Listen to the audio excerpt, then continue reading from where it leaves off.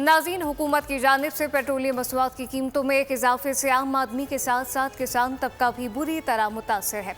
तफसीलात क्या है, तारिक हुसैन भट्टी से जानते हैं।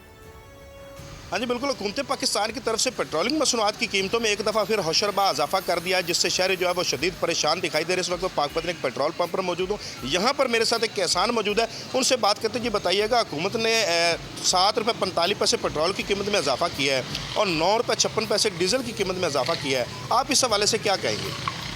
ये जो पेट्रोल और डीज़ल की कीमत में इजाफा हुआ है, इससे ख़ासकर ये जो किसान है ये बुरी तरह मुतासर हो गया है।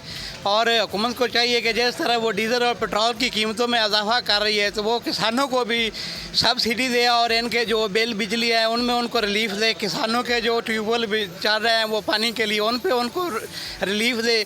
और जो हमारी गंदम है उसको उन्होंने बहुत ही कम नरखों में उन्होंने हमसे ख़रीदी है। और ये जो मिडल मैन है और ये जो अशराफिया है, इन्होंने तमाम चीज़ों पर कब्जा जमा रखा है। हुकूमत जो है वो अशराफिया के खर्चे कम करे, जो अशराफिया की जो शाही खर्चे हैं उनको कम करे, गरीब को जो है वो रिलीफ दे, किसानों को रिलीफ दे, जो महंगाई बेरोज़गारी की चक्की में पहले ही बुरी तरह पिस चुके हैं। सब्सक्राइब करें और बेल दबाएं ताकि कोई खबर रह न जाए।